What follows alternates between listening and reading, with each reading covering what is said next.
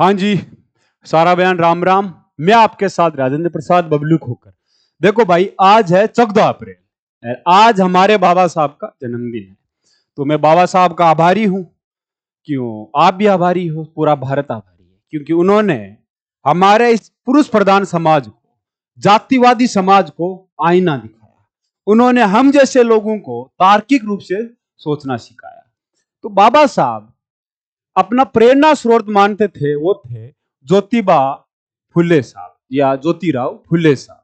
इनको अपना प्रेरणा स्रोत मानते थे, महात्मा को। तो अब आज की क्लास इस पे पढ़ेंगे कि महात्मा ज्योतिराव फुले साहब जी क्या थे, उन्होंने समाज में क्या सुधार किया। पहले एक छोटी सी बात बताना चाहता हूं। जैसे भगवान बुद्ध, जिस समय भगवान बुद्ध धर्म प्रचार कर रहे थे, समाज सुधार कर रहे थे, उस टाइम में 6वीं सदी में, उस समय उन पे एक अंगुली माल नाम का डाकू आक्रमण करता है। कौन करता है? अंगुली माल या मान या माल मिलेगा नाम आपको, वो आक्रमण करता है भगवान बुद्ध पे। तो भगवान बुद्ध उनकी हत्या नहीं करते, ना ही कोई चमत्कार दिखाते हैं। उसकी दशा पूछते हैं और उनका हृदय परिवर्तन करके उनको बौद्ध भिक्षु बनाते हैं। उसी तरह 18वीं सदी में महात्मा ज्योतिराव फुले साहब समाज सुधार कर रहे थे, हिंदू धर्म में सुधार कर रहे थे, एक नई चेतना लेके आ रहे थे समाज में। तो उन पे कुछ कट्टरवादी लोगों ने, उन्होंने ज्योतिराव साहब पे, फुले साहब पे आक्रमण करने के लिए 2 रमोसी जाति के व्यक्तियों को भेजा जाता है। तो महात्मा फुले उनको साफ साफ अपना शिष्य बना लेते हैं, उनका मन परिवर्तन करके। ना उनका वध करते ना कुछ। उनमें एक टोडीराम जी थे जो सत्यशोधक समाज के स्तंभ बन के उभरते हैं लास्ट तक। एक ताउमर ज्योतिबा फुले साहब के अंगरक्षक बन के रहते हैं। तो आज हम इस महान आदमी के बारे में, महान आदमी भी नहीं कहूंगा, ये महामानव थे, ठीक, महात्मा। तो ये महान जो आत्मा है हमारे ज्योतिबा राव फुले साहब या ज्योतिबा फुले साहब के बारे में ये क्लास होनी है। तो आराम से समझेंगे कि यूपीएससी इसमें से आपसे क्या पूछती है। और मैं चाहता हूं यूपीएससी भी नहीं पूछे, तो आपको भारतीय होने के नाते इनके बारे में जरूर पढ़ना है, ठीक। अब देखो, थोड़ा सा ब्रीफ जानेंगे, संक्षिप्त में देखेंगे, पहले उनका थोड़ा वर्णन देखेंगे थोड़ा सा, फिर उसके बाद में आराम से डिटेल में पढ़ेंगे, ठीक। देखो, महात्मा ज्योतिबा फुले, तो महात्मा ज्योतिराव फुले साहब ने क्या किया? पहला, अछूतों के लिए काम किया, किसानों के मसीहा, हिंदू विधवा के उद्धारक और ब्राह्मणवाद के कट्टर शत्रु। अब ब्राह्मणों के शत्रु नहीं है वो।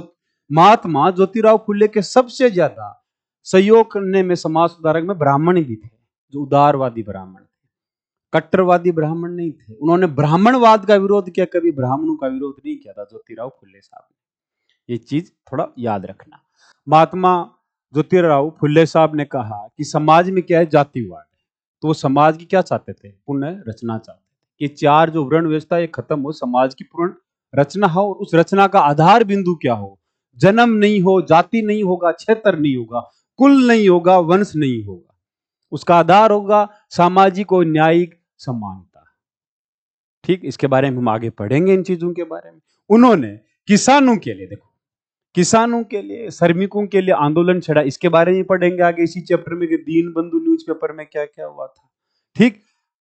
देखो, उन्होंने ब्राह्मणों की प्रशंसा की जो सामाजिक न्याय के समर्थक थे, लेकिन कट्टरपंथी जो ब्राह्मण थे वो इनका विरोध करते थे, ठीक। कट्टरपंथी इनका विरोध करते थे। तो महात्मा गांधी ने भी कहा कि, महात्मा गांधी जी ने एक बार कहा कि मैं महात्मा नहीं हूं, अगर हिंदुस्तान में कोई वास्तविक महात्मा है तो वो है ज्योतिबा फुले साहब। वास्तविक महात्मा कौन? महात्मा ज्योतिराव फुले साहब। दूसरा, वीर सावरकर, उन्होंने भी कहा कि क्रांतिकारी समाज सुधारक थे। उन्होंने उपाधि दिया क्रांतिकारी समाज सुधारक। किनको? ज्योतिराव फुले साहब को।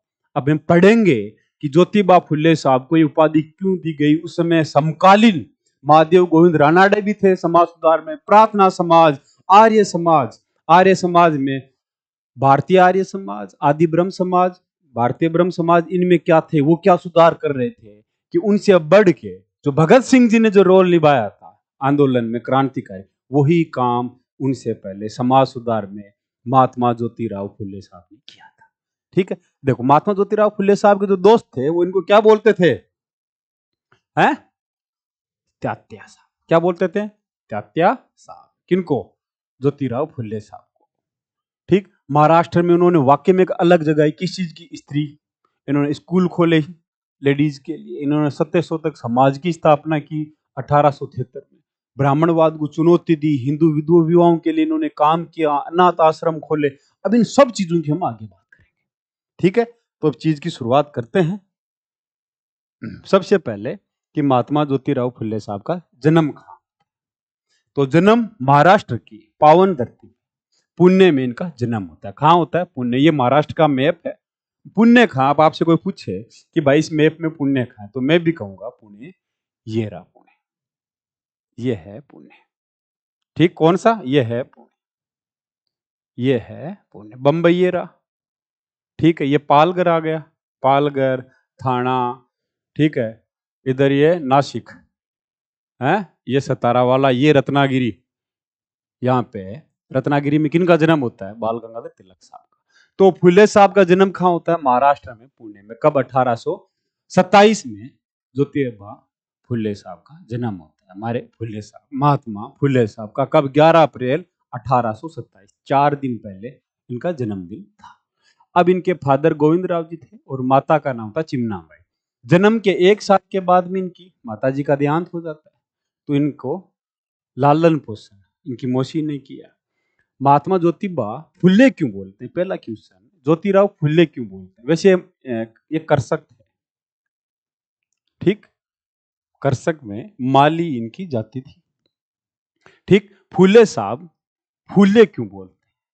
इसका रीजन है, इनके दादा से भी तो फुल्लू का काम करते थे, तो इनके फिर टाइटल पीछे फुल्ले लगने लग गया। किनके? ज्योतिराव फुल्ले साहब के पीछे, ठीक। अब आपसे कोई पूछे तो आप सीधा सीधा बताना है कि इनके फादर जो गोविंदराव थे वो धार्मिक विचारों के थे। देखो, फुल्ले साहब ने कभी भी हिंदू धर्म नहीं छोड़ा, वो हिंदू धर्म सुधारक थे।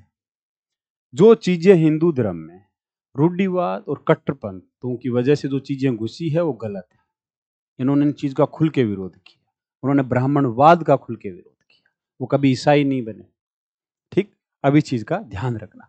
तो आपसे कोई पूछे इनका जन्म कहाँ हुआ? पुणे में हुआ। कहाँ? एक कर्षक परिवार में होता है, मतलब निम्न वर्ग में, ठीक, कर्षक वर्ग में इनका जन्म होता है। अब जब इनका जन्म होता है उस समय महाराष्ट्र की कुछ स्थिति बदली हुई होती है। क्या बदली हुई होती है स्थिति? देखो, जन्म होता है 1828 में, लेकिन 1827 में जन्म होता है फुल्ले साहब का। इससे 10 साल पहले महाराष्ट्र में एक घटना होती है। क्या घटना होती है? तृतीय आंग्ल मराठा वार हुआ है। तृतीय आंग्ल मराठा वार, मराठा आंग्ल वार या फिर आंग्ल मराठा वार। तीसरा 1817 से 1818, याद है कुछ? वारेन हेस्टिंग, एक ये हेस्टिंग है, वारेन हेस्टिंग 1773 में था। इस समय हिंदुस्तान का गवर्नर जनरल था हेस्टिंग, 1813 से 1823 के बीच में। तो तीसरा आंग्ल मराठा वार होता है। तो यहाँ की जमीन जो पेशवा थे, पेशवा कौन थे? बाजीराव द्वितीय थे। देखो, अब जो मैप में देखोगे ना, इस एरिया में ये ब्रिटिशर्स के अधीन आ गया, ये एरिया महाराष्ट्र का, ठीक। तो इस एरिया पे अब पेशवा नहीं, तो पेशवा देखो, तृतीय आंग्ल मराठा वार पूछे तो आपके दिमाग में आना चाहिए कब हुआ? 1817 से 1818। इसमें संधि भी होती है। कौन सी? देखो, आपसे कोई पूछे, एक संधि थी मंदसौर की संधि, मैं ज्यादा नहीं जाना चाहूंगा, थोड़ा सा बता देता हूं। आपसे कोई पूछे मंदसौर की संधि है, और इसी समय भीमा कोरेगांव 1 जनवरी 1818, क्या हुआ था? 1818 भीमा कोरेगांव, ठीक। वहां पे क्या होता है? पेशवा हार जाते हैं, आस्ती में हार जाते हैं, फिर संधि कर लेते हैं। संधि करके बिठूर, कहां पे बिठूर कहां पे? कानपुर के पास में बिठूर में पेशवा को क्या करते हैं? बाजीराव को वहां पे रहने दिया जाता है ब्रिटिशर्स। अब आपसे कोई पूछे कि तृतीय ये हुआ, तो दूसरा कब हुआ था आंग्ल मराठा वार? देखो, प्रथम अब हुआ, तो दूसरा कब हुआ था? 1803 से 1805 के बीच में। इससे पहले कब हुआ था? 1803 से 1805 से पहले 1782 में हुआ था प्रथम आंग्ल मराठा वार, सालबाई की संधि वगैरह। अब इनको मराठा वाले चैप्टर में पढ़ेंगे। तो यहाँ पे मैं ये कहना चाहता हूँ, महाराष्ट्र में पेशवाओं का पतन हो चुका है। अब डायरेक्ट कंट्रोल किनका है? ब्रिटिशर्स का है।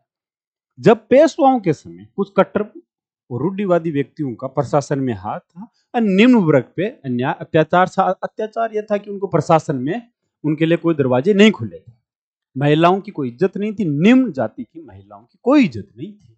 तो समाज में अमान्य व्यवहार था, परिस्थितियां लेकिन बदल गई। अब पेशवा की जगह कौन है? ब्रिटिशर्स।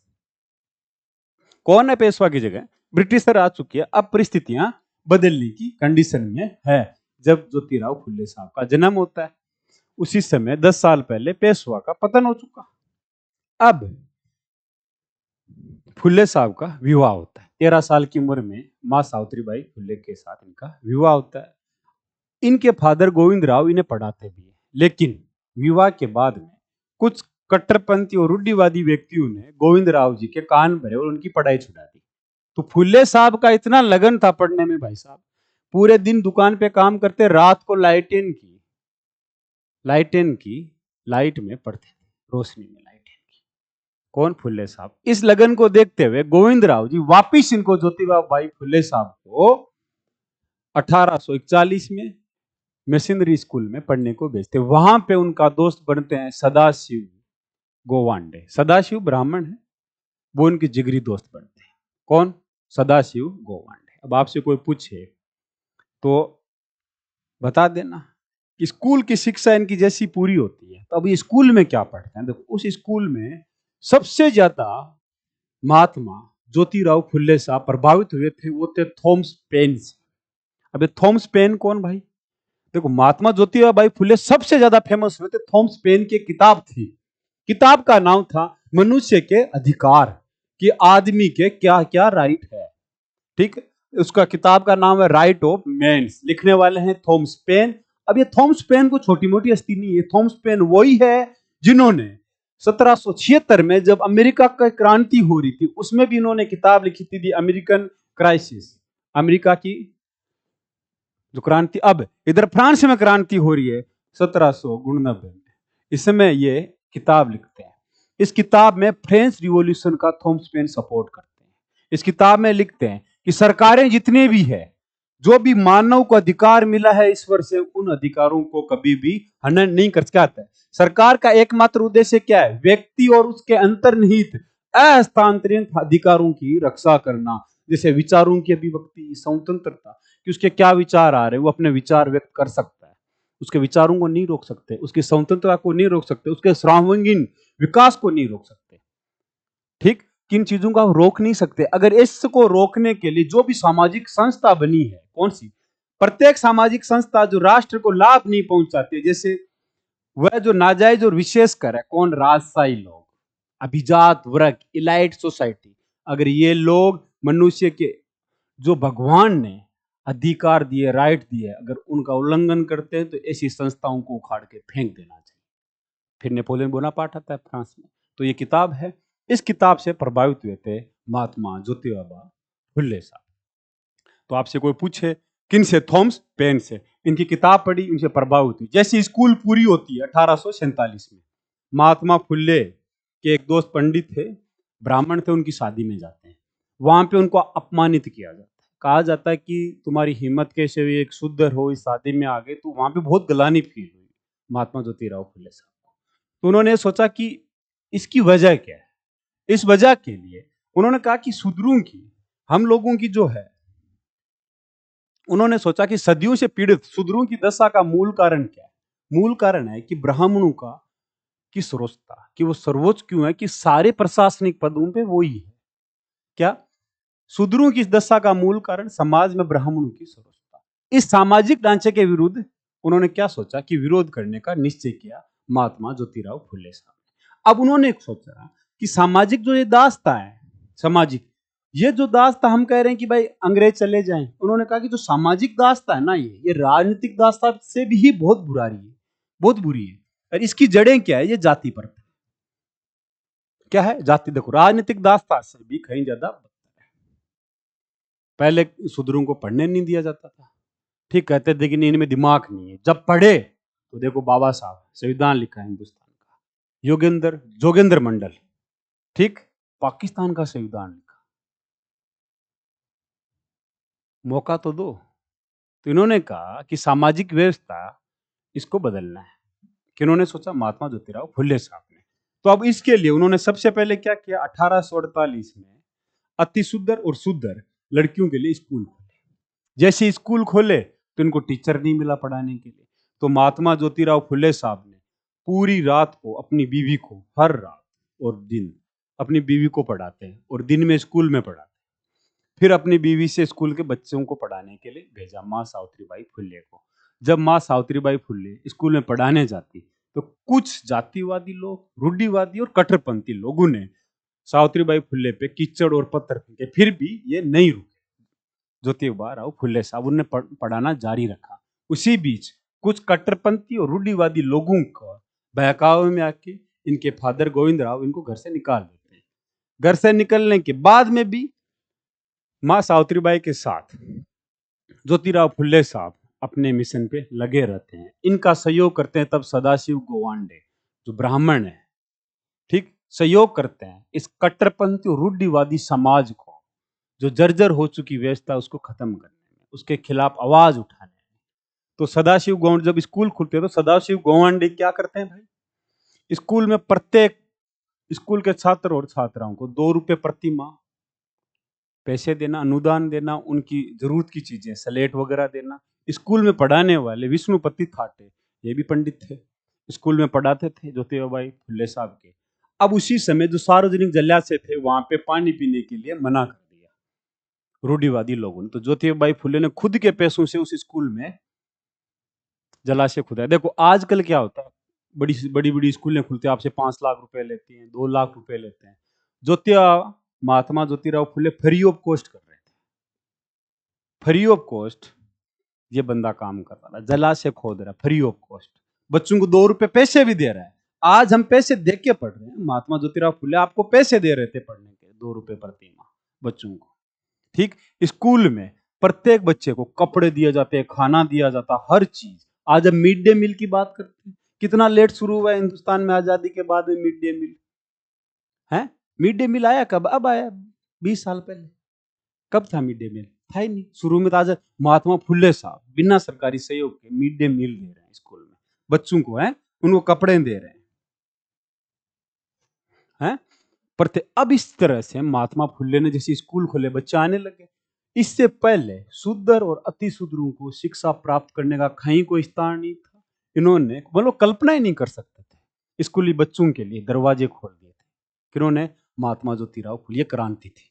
उस समय कुछ रूढ़िवादी इस चीज को एक्सेप्ट नहीं करे, तो उन्होंने स्कूल के टीचर विष्णुपति थाटे को भी मजबूर कर दिया स्कूल में पढ़ाने से, कहा कि आप स्कूल में नहीं पढ़ोगे। फिर भी ज्योतिबाई फुले साहब का संघर्ष जारी रहता है। फिर वो एक इस स्कूल के बाद में 3-4 और स्कूलें खोलते हैं। तो दूसरी स्कूल खोली जाती है, उसकी प्रधानी का अध्यापिका, जो मुख्य अध्यापिका है, माँ सावित्रीबाई फुले को बनाया जाता है। फिर उसके बाद में 3-4 स्कूलें और खोली जाती है, तो उसके लिए महिला शिक्षा समिति बनती है। यह समिति जितनी स्कूलें खुल रही है उनको रेगुलेट करती थी। वहां के बच्चों से कोई पैसा नहीं लिया जा रहा है, ठीक। मतलब पूरे महाराष्ट्र में स्त्री एजुकेशन के लिए महात्मा ज्योतिराव फुले साहब ने बच्चों के लिए, स्त्री के साथ स्टूडेंट्स लड़के हैं उनके लिए भी, उनको फ्री में खाना देना, ड्रेस देना, उनको लेने, लड़कियों को लाना और ले जाने की भी व्यवस्था की। आजकल हम देखते हैं कि बच्चे पैसे देके भी, जो मिनी वैन वगैरह आती है स्कूलों में, पूरे रूल रेगुलेशन तोड़ के बच्चों को भेड़ बकरियों की तरह भर के ले जाते हैं। महात्मा ज्योतिराव फुले साहब फ्री ऑफ कॉस्ट खाना होना सब कुछ देते थे। अब जब महात्मा ज्योतिराव फुले साहब ये काम करने लगे, तो इस प्रबंधन को देखते हुए महात्मा ज्योतिराव फुले साहब को बंबई सरकार ने कुछ अनुदान दिया। 75 रुपए महीना अनुदान देना शुरू किया। किनको? महात्मा ज्योतिराव फुले साहब। किन्होंने देना शुरू किया? बंबई सरकार ने। उनका ये प्रयास देख शूद्र जाति के जो काम किया, उस चीज को देखते हुए अब सरकार ने इनको सम्मानित भी किया, ब्रिटिशर्स ने। अब ये चीजें रूढ़िवादी लोगों को पसंद नहीं है कि उस समय सरकार उन रूढ़िवादी लोगों को ही शिक्षा का पूरा बर्डन दे रखी थी। तो जलन तो जल लो, लेकिन ज्योतिबाई फुले का सार्वजनिक रूप से क्या हुआ? सम्मान हुआ। तो कट्टरपंथियों ने बहुत सारी जगह ये भी कहा कि इनकी स्कूल में मत पढ़ाओ, लेकिन Mahatma Jyotirao Phule free of cost बच्चियों को पढ़ा रहे थे। उन्होंने स्कूलें खोले। अब उसी समय अब कहते हैं कि अस्पृश्यता का विरोध, उन्होंने घोर विरोध किया कि अस्पृश्यता का मतलब है क्योंकि वो अज्ञानता है। अज्ञानता इसलिए कि हम पढ़े लिखे नहीं, तो हमें पता नहीं कुछ चीजों का, हम प्रशासनिक चीजों में जा ही नहीं पा रहे, देश में क्या हो रहा है हमें पता ही नहीं है। तो अस्पृश्यता का और जातिवाद का बहुत जबरदस्त से घोर विरोध किया जो महात्मा ज्योतिराव फुले साहब।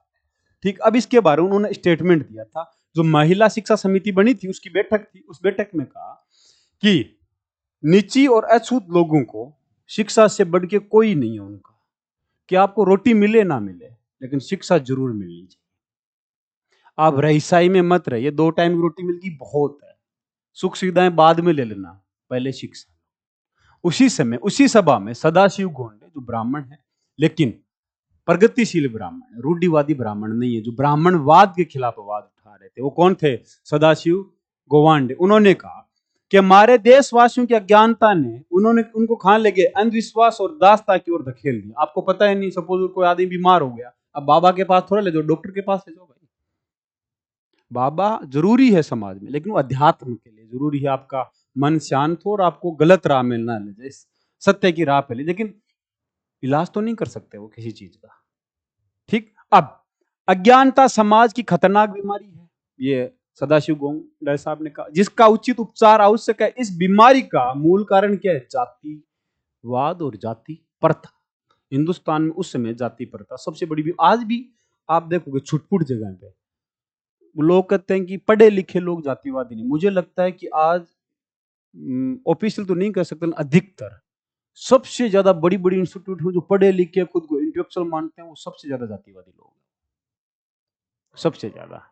वो आपकी जात देख के आपके साथ व्यवहार करेंगे, ये सच है। ठीक, मूल कारण जाति प्रथा है, जिसमें सर्वाधिक पीड़ित निम्न जाति के लोग हैं। सर्वप्रथम इस निम्न जाति के लोगों को क्या करना चाहिए? अज्ञानता को दूर करना चाहिए। अब इन्होंने कहा, महात्मा ज्योतिराव फुले ने कहा कि आपको शिक्षित होना बहुत जरूरी है, तो उन्होंने अस्पृश्यता का भी विरोध किया। किन्होंने? ज्योतिबा फुले साहब ने। अब उसी समय वुड डिस्पेच आता है। वुड डिस्पेच एक ज्योतिबा फुले साहब के लिए, ज्योतिबा फुले साहब के लिए जो उनके विचार थे उनको बल देने का एक महत्वपूर्ण काम किया था वुड डिस्पेच। अब ये वुड डिस्पेच क्या? देखो, मैकॉले आया 1835 में, वो शिक्षा की नीति लेके आया, उसके बाद में 1854 में वुड डिस्पेच आता है, इसके बाद में 1880 में हंटर आता है। तो वुड कौन था? देखो, वुड डिस्पेच आता है, जिसका नाम है चार्ल्स वुड। ये बोर्ड ऑफ कंट्रोल का अध्यक्ष था। ठीक है, पढ़ेंगे बोर्ड ऑफ डायरेक्टर बाद में, पिट्स वगैरह एक है, तो उनमें आए थे। ये हिस्ट्री का अलग चैप्टर है। तो 1854 में शिक्षा में सुधार के लिए आया, जिसे भारत का मेग्ना कार्टा भी कहा जाता है। इसमें एक घोषणा होती है कि किसी भी छात्र को उसकी जाति के आधार पर स्कूल और कॉलेज में प्रवेश कर रहे जाने पे इनकार नहीं किया जाएगा। दूसरा, जो भी व्यक्ति व्यक्तिगत आधार पे स्कूल कॉलेज स्टैब्लिश कर रहा है उसको प्रोत्साहन दिया जाएगा, उसके साथ साथ आर्थिक अनुदान भी दिया जाएगा। जब वुड डिस्पेच आता है उसमें हिंदुस्तान में 3 यूनिवर्सिटी खुलती है। नॉर्मल आपसे पूछे तो सीधा बताना, कलकत्ता, मद्रास और बंबई, 1857 में। वुड डिस्पेच के बाद में कौन सा आता है? हंटर। हंटर में कौन कौन सी खुलती है? पंजाब और इलाहाबाद यूनिवर्सिटी।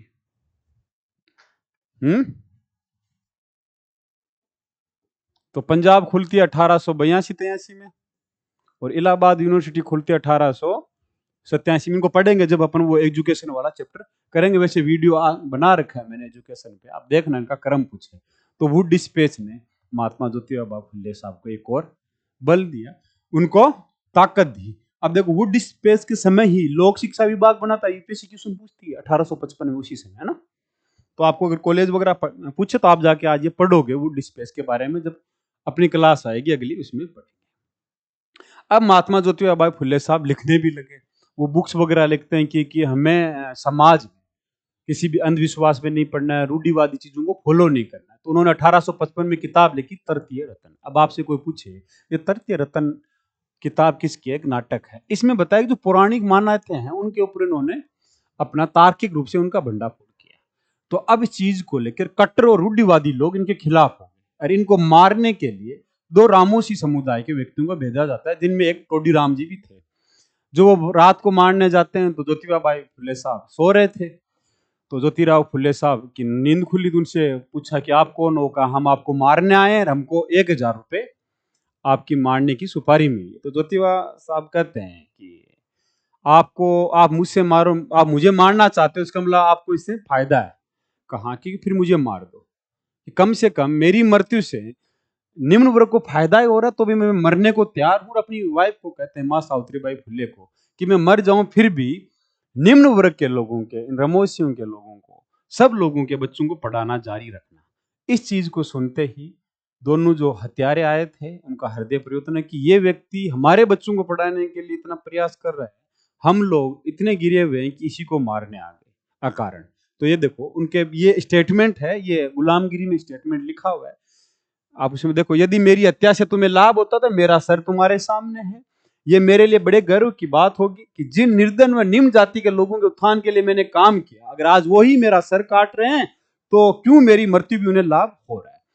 तो अब इसके ऊपर तो दोनों जो हत्यारे थे उन्होंने कहा कि जिन्होंने जिन रूढ़िवादी और कट्टरपंथी लोगों ने आपको मारने के लिए भेजा है, हम उनको जाके मार देंगे। तो ज्योतिबा बाई फुले साहब ने कहा कि बदले की राजनीति गलत है, बदला लेना भी गलत है, किसी भी चीज व्यक्ति को माफ करना चाहिए। उन्होंने कहा सर्वाधिक गौरवपूर्ण प्रतिशोध क्या है, क्षमा, उनको माफ कर दो।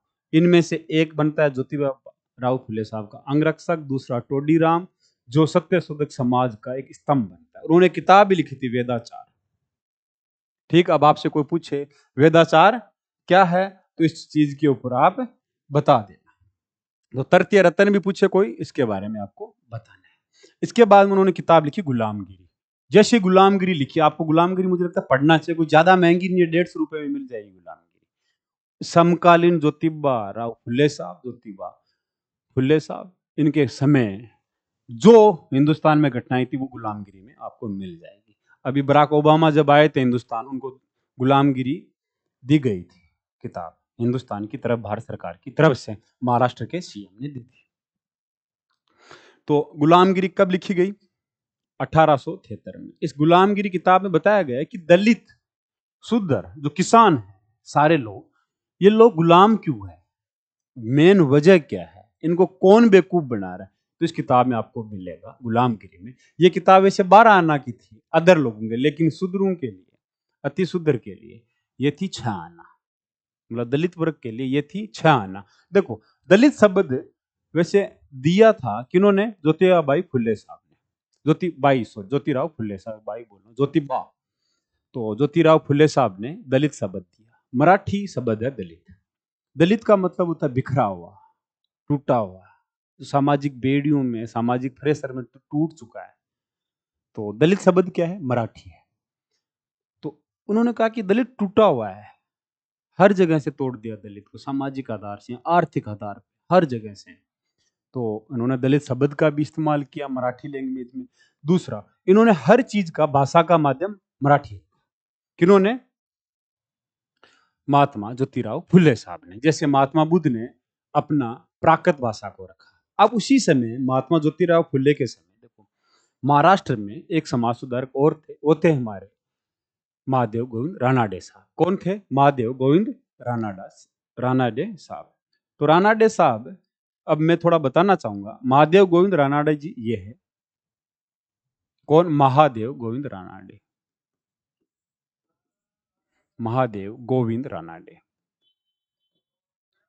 अब छोटा सा क्वेश्चन है, महात्मा गांधी के राजनीतिक गुरु कौन? गोपाल कृष्ण गोखले। गोपाल कृष्ण गोखले के राजनीतिक गुरु कौन? महादेव गोविंद रानाडे साहब। तो मतलब महात्मा गांधी के दादा गुरु कौन? महादेव गोविंद रानाडे साहब। तो महादेव गोविंद रानाडे से समाज सुधारक थे महाराष्ट्र में। उन्होंने 1861 में, कब? 1861 में रानाडे साहब ने विधवा विवाह संघ की स्थापना की। इन्होंने जातिवाद का विरोध किया। इन्होंने कहा कि विधवाओं का वापस विवाह होना चाहिए।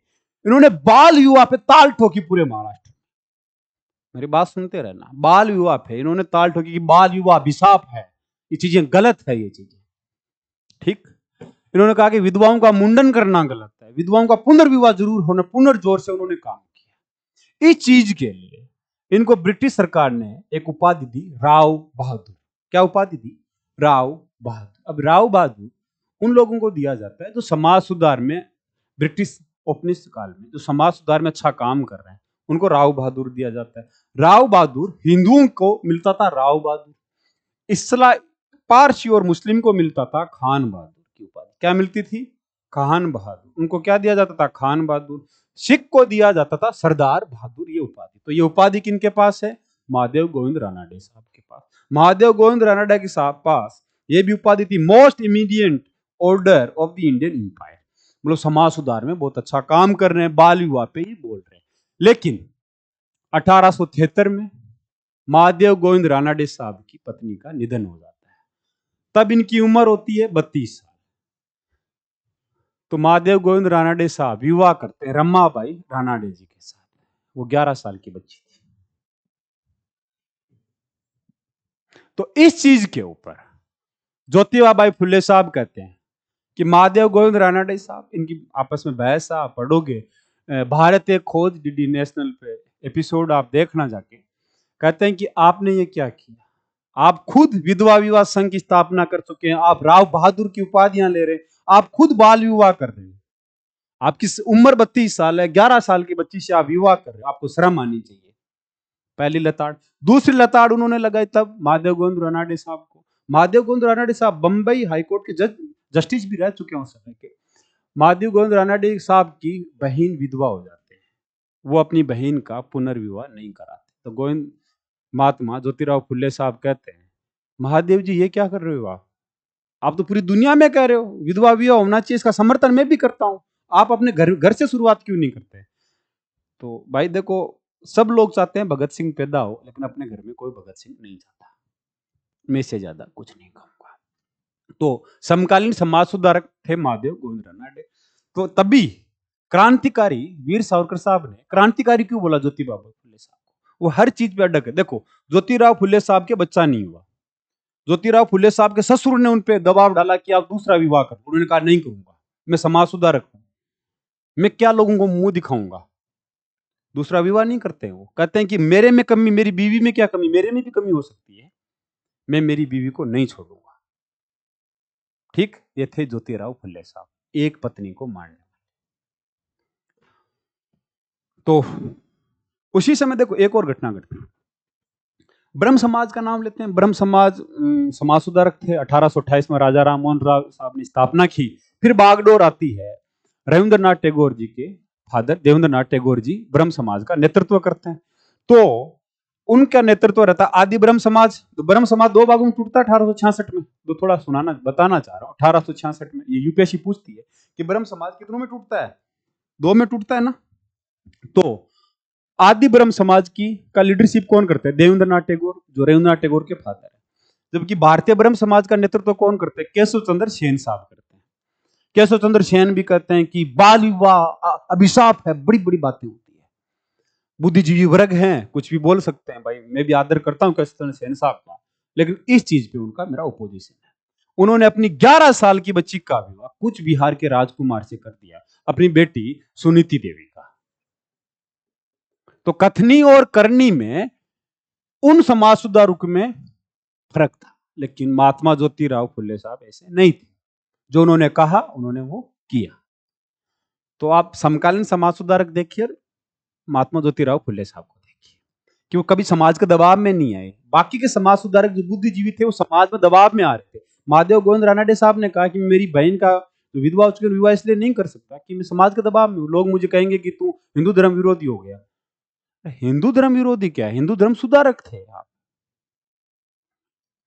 तो ठीक, अब आगे चलते हैं।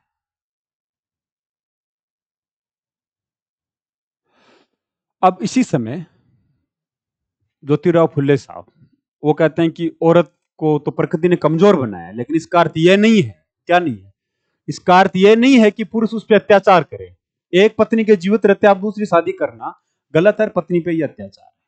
जैसे मैंने अभी बताया कि महात्मा ज्योतिराव फुले साहब के लड़का नहीं होता है, तो खुद उनके ससुर मतलब माँ सावित्रीबाई फुले के पिताजी भी कहते हैं कि आप दूसरी शादी कर लो। वो मना कर देते हैं कि नहीं। कहा कि मुझ में भी तो कमी हो सकती है। कहा कि ज्योतिबा फुले साहब ने कहा कि देखो कि समाज में विधवा विवाह होने पे ब्राह्मणों ने क्या कर दिया? प्रतिबंध लगा दिया। अब कोई जवान लड़की विधवा हो गई, 18 साल की, 14 साल की, 13 साल की है, 12 साल की है, विधवा हो गई, अब उसका विवाह नहीं होगा ताउम्र। क्या उसका जीवन नहीं है?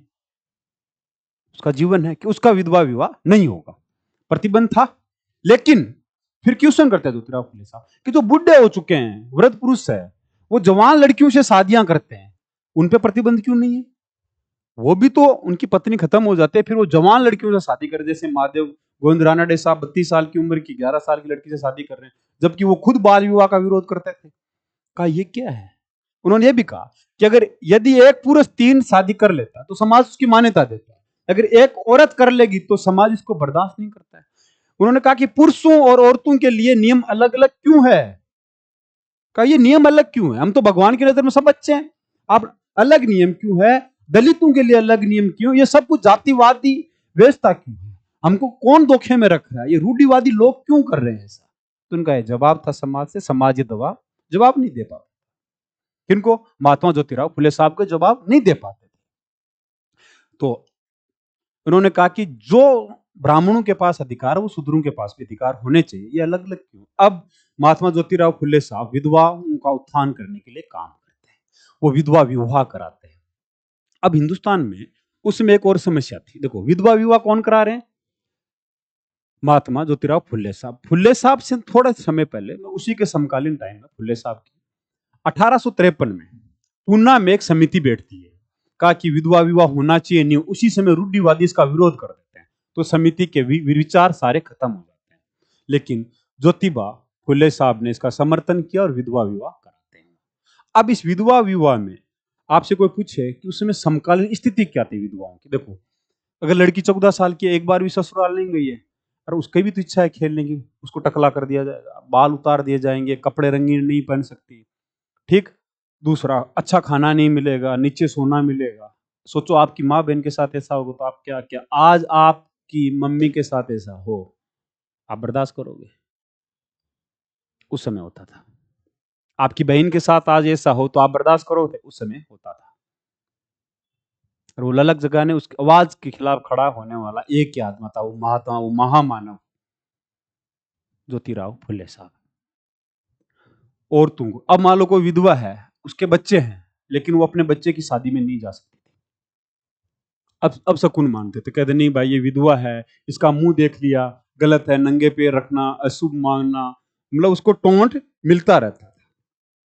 तो महात्मा ज्योतिराव फुले साहब ने अनाथालय स्टैब्लिश किए।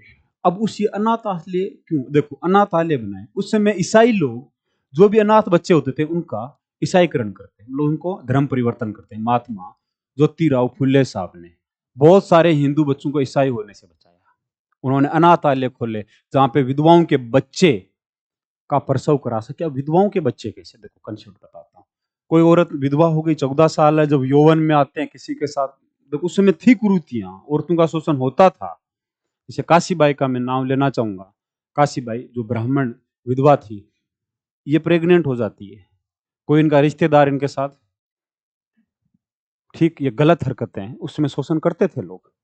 अब वो, या फिर तो उनको मरना पड़ेगा अगर प्रेग्नेंट होगी तो विधवा, या फिर अपने बच्चे को मारना पड़ेगा। इनके पास दो ही चारे थे, या फिर बच्चे को फेंकना पड़ेगा। तो महात्मा ज्योतिराव फुले साहब ने इस अमान्य काम को खत्म करने के लिए अनाथालय खोले। कहा कि जो भी विधवा औरत अपने बच्चे को जन्म देना चाहिए वो यहाँ आ जाए, मैं उनका खाना, महात्मा ज्योतिराव, सुनो, वो व्यक्ति पैसा खाई, सरकार से पैसा नहीं मिल रहा है, ना ही उन लोगों से पैसा ले रहा है। जबकि आजकल जाएंगे हम किसी डॉक्टर, किसी हॉस्पिटल, वो पैसे भी लेते हैं, ट्रीटमेंट भी सही नहीं करते। बड़े बड़े हॉस्पिटल है, ऐसे पता चलता 15 लाख का बिल आ गया। नॉर्मल डिलीवरी भी नहीं करते आजकल, तो पेट फाड़ के निकालते हैं। आजकल का आदमी, मुझे लगता है डेमोक्रेसी के बाद में आदमी हैवान हो चुका है, राक्षस। इन पे कोई कंट्रोल नहीं। देखो, कंट्रोल जरूरी है इंसान पे। वो अब हर आदमी उड़ने की कोशिश कर रहा है ना, मतलब एकदम, कहते हैं डेमोक्रेसी अच्छी है। महात्मा गांधी का डेमोक्रेसी एक आवश्यक बुराई है, इसमें बहुत सारी बुराइयां देखोगे आप। लेकिन ज्योतिबा राव फुले साहब जैसा नैतिक आदमी आज इस धरती पे मुझे नहीं लगता कोई है। फ्री ऑफ कॉस्ट, रहने की, खाने की, पीने की, सब कुछ, बच्चों की देखभाल के लिए सब कुछ अनाथालय खोले। इसके साथ साथ पर्चे और लगाए पूरे पुणे शहर में, पर्चे फ्री ऑफ कॉस्ट आइए मेरे पास रहिए। उन बच्चों का, मैं, महात्मा फुले साहब ने कोई समिति नहीं बनाई इन बच्चों की देखभाल के लिए, विधवाओं की देखभाल के लिए, खुद वो माँ सावित्रीबाई फुले खुद दोनों जाके उनके बच्चों की देखभाल करते। ठीक है, माँ सावित्रीबाई फुले प्रत्येक बच्चे को प्यार से पालते। जैसे काशीबाई का नाम लिया मैंने, तो उनका लड़का होता है यशवंत। लोग कहते हैं कि महात्मा फुले साहब ब्राह्मणों से नफरत करते थे, अरे नहीं करते थे, उन्होंने यशवंत को ही गोद लिया। यशवंत को गोद लिया जो ब्राह्मण पुत्र था, कोई बेटा नहीं था, उन्होंने यशवंत को गोद लिया जो लास्ट में जाके डॉक्टर बनते हैं इन्हीं की स्कूल में पढ़ के। ठीक, अब आपसे कोई पूछे तो बताना है, अनेक बच्चों को, अनाथ बच्चों को ईसाई धर्म से बचाया है। तो महात्मा फुल्ले साहब ने क्या वोमेन्स के लिए उस समय आवाज नहीं उठाई? सोचो उस समय आवाज उठा रहे, क्या आज आप आवाज उठा सकते हो? बहुत सारी चीजों में नहीं उठा सकते, आज भी आज बहुत सारी चीजें हिंदुस्तान में। ये बंदा उस समय लड़ रहा था, सब रूढ़िवादी इसके खिलाफ है, मारने पीटने को तैयार है इस आदमी को, कोई साथ नहीं दे रहा, अकेला खड़ा है अटक है। अब उसी समय महात्मा देखो फुल्ले साहब ने समाज में सोचा कि उन्होंने पुस्तक लिखी, लेख लिखे, अब समाज में चेतना फैलाने के लिए उन्होंने सत्य शोधक समाज की स्थापना करते हैं। इसकी सत्य शोधक समाज की स्थापना 24 सितंबर, लिख लेना भाई, 1873 में करते हैं, सत्य शोधक समाज की। अब इस समाज में क्या था कि हम लोग एक जैसे ब्रह्म समाज है, इसमें लोग मिलेंगे, इसमें बातचीत होगी। इस समाज का मेन उद्देश्य क्या था? मेन उद्देश्य था कि सारी शूद्रों में कुरीति है, तो शूद्रों में क्या कुरीति है कि दारू पीना, मद पीना, अपनी औरतों को पीछे सब खत्म करना है, अंधविश्वास को खत्म करना है। अंधविश्वास नहीं, कोई भूत नहीं है, नहीं डरना है, साइंस है, तर्क है, तार्किक रूप से सोचना है, अंधविश्वास को खत्म करना है?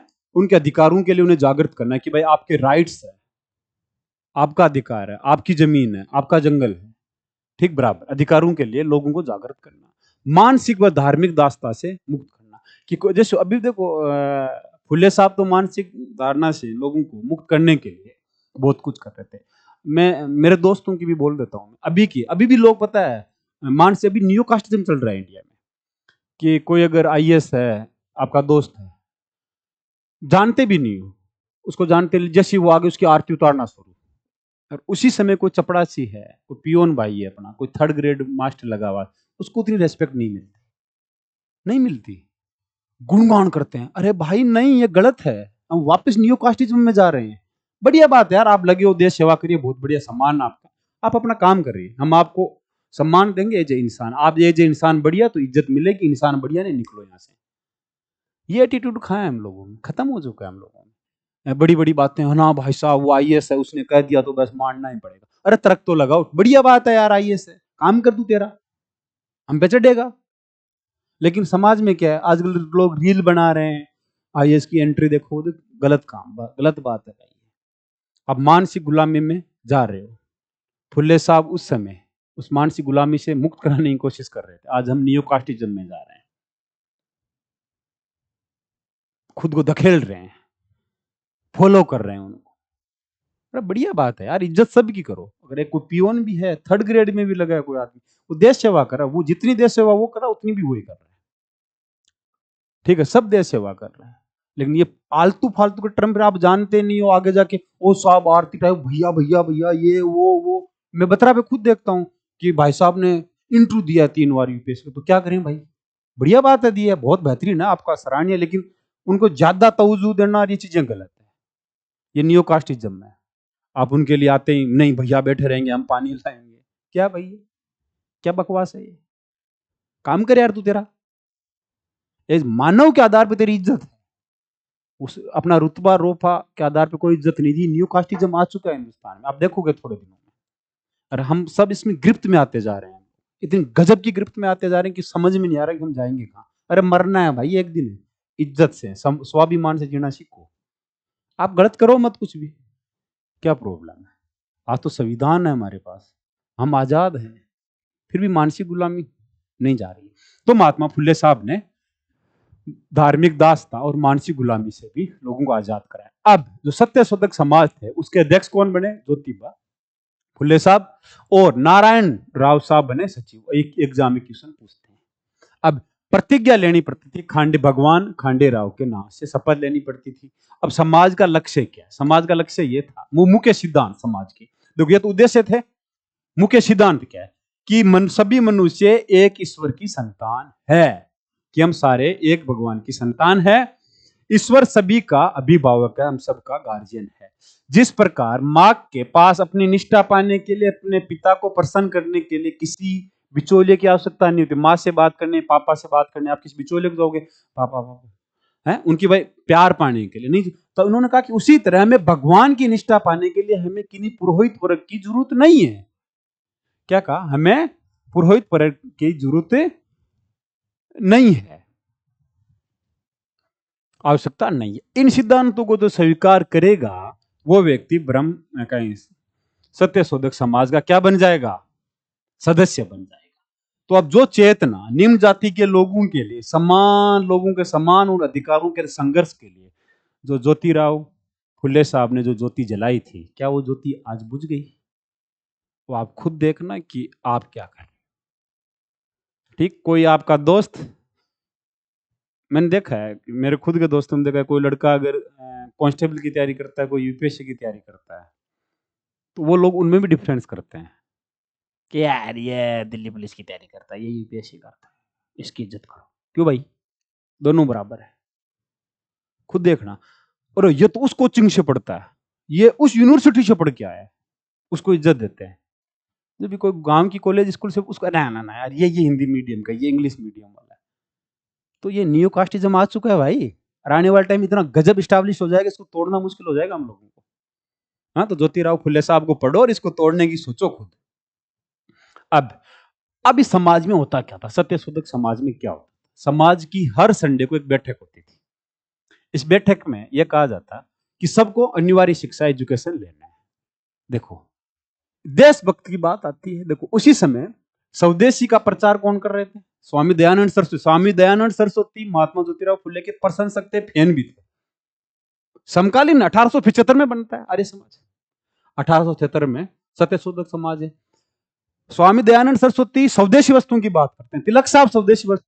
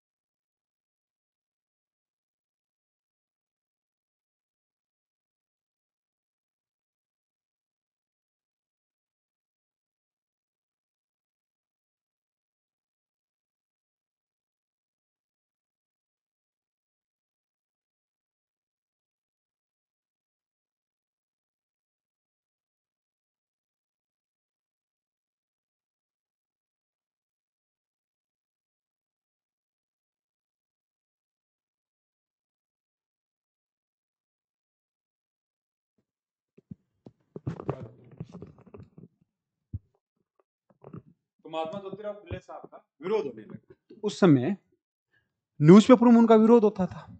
अब महात्मा ज्योतिराव फुले साहब चाहते थे कि उनका भी अब व्यू जनता तक और महाराष्ट्र के बाहर भी व्यू जाए, लोग समझे। तो उन्होंने एक न्यूज़पेपर निकाला, दीन बंधु। कौन सा न्यूज़पेपर? दीन बंधु। अब ये न्यूज़पेपर उन्होंने अपने मित्र करसर राव भालेकर की सहायता से दीन बंधु न्यूज़पेपर लिखा। इस न्यूज़पेपर उन्होंने ब्राह्मणवाद पे विरोध किया, उन्होंने कृषकों की बात की, बंबई में जो श्रमिक थे उनकी भी बात की। ठीक है, श्रमिकों के लिए, किसानों के लिए प्रत्येक आर्टिकल लिखे इसमें, सुधरों की बात की। अब इस न्यूज़पेपर का विरोध करता था वो था वात्रा हार, वातर हर। कौन सा? वाता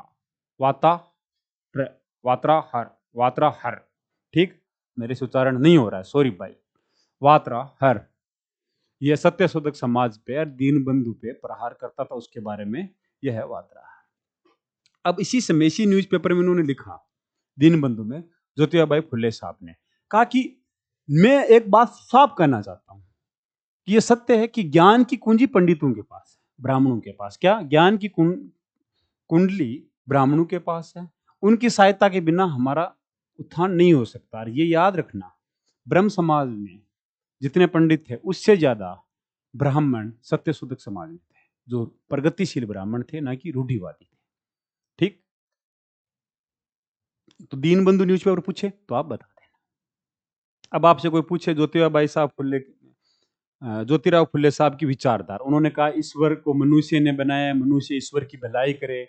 अगर कोई कोई अपने ही देश के लोगों का शोषण करता है, उसे परेशान करता है धर्म के नाम पे, सोचो कोई व्यक्ति अपने देश के व्यक्ति को परेशान कर रहा है, धर्म के नाम पर भी परेशान कर रहा है, तो क्या है, उसका शोषण कर रहा है। ना तो उस देश का वो धर्म हो सकता है, वही ना ही वो देश प्रेम हो सकता है, कि वो व्यक्ति ना तो धार्मिक होगा ना ही देश प्रेमी होगा। हमें भाईचारे को आगे बढ़ाना है। क्या? भाईचारे को आगे बढ़ाना है। उन्होंने ये भी कहा सहिष्णु मनुष्य को शांति सुख प्रदान होना चाहिए। किसी भी को भी कहा कि कोई भी व्यक्ति दरिद्र अपने भाग्य की वजह से नहीं, बोल लोग कहते हैं कि दरिद्र इसलिए कि इसका ये भाग्य में लिखा था। नहीं, इसके लिए समाज जिम्मेदार है, समाज की गलतियां है कहीं ना कहीं।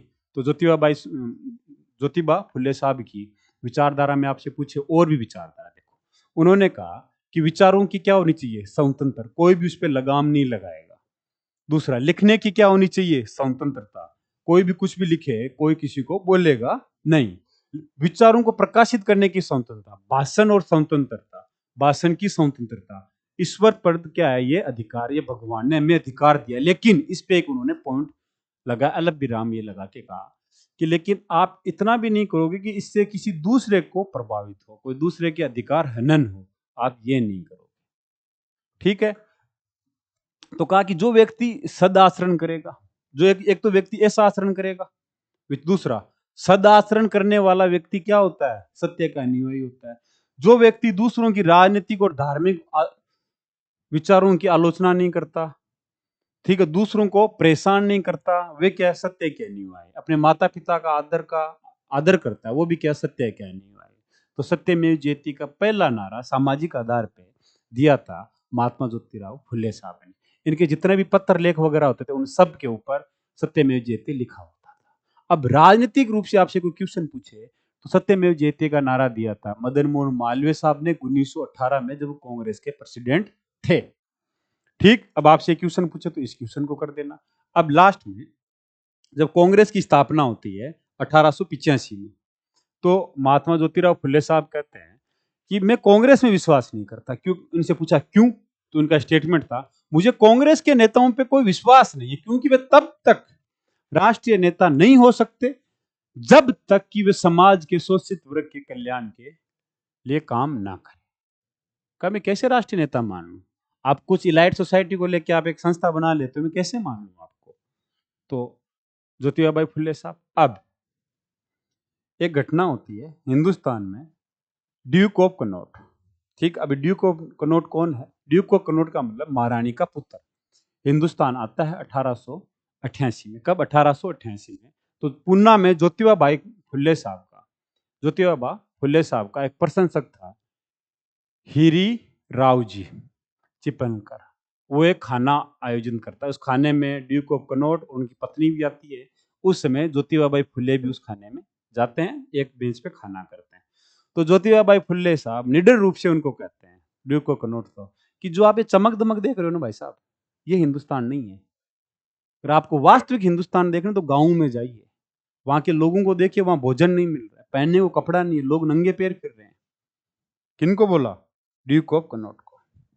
क्यों? कि ज्योतिबा फुले साहब खुद किसानों के बीच में रहते थे, किसानों के मसीहा थे, वो उनके दुख दर्द और उनकी किसानों की जो आर्थिक स्थिति उनके बारे में जानते थे। वो आर्थिक मुक्तिदाता भी कह सकते हो ज्योतिराव फुले साहब को। तो आपसे पूछिए तो इसके बारे में जवाब देना। अब ज्योतिबा राव फुले साहब जब अंतिम समय सांस ले रहे थे तो उन्होंने किताब लिखी। किताब का नाम था सार्वजनिक सत्य कर्म। कौन सी? सार्वजनिक सत्य कर्म। इस बुक में इन्होंने लिखा कि पुरुष और स्त्री को सत्कर्म करना चाहिए। क्या करना चाहिए? सन्मार्ग पे चलना चाहिए, गलत काम, मतलब नैतिकता के बारे में इन्होंने बताया। इन्होंने ये भी कहा कि इससे ईश्वर प्रसन्न रहेगा। ज्योतिराव फुले साहब ने ये कहा, लेकिन ये किताब इनकी मृत्यु के बाद में छपती है। ठीक। सत्य शोधक समाज का आंदोलन क्या था? लोग बहुत सारे विद्वान ये कहते हैं कि सत्य शोधक समाज का आंदोलन गैर ब्राह्मण आंदोलन था, इसमें कोई ब्राह्मण नहीं था। ये बात गलत है।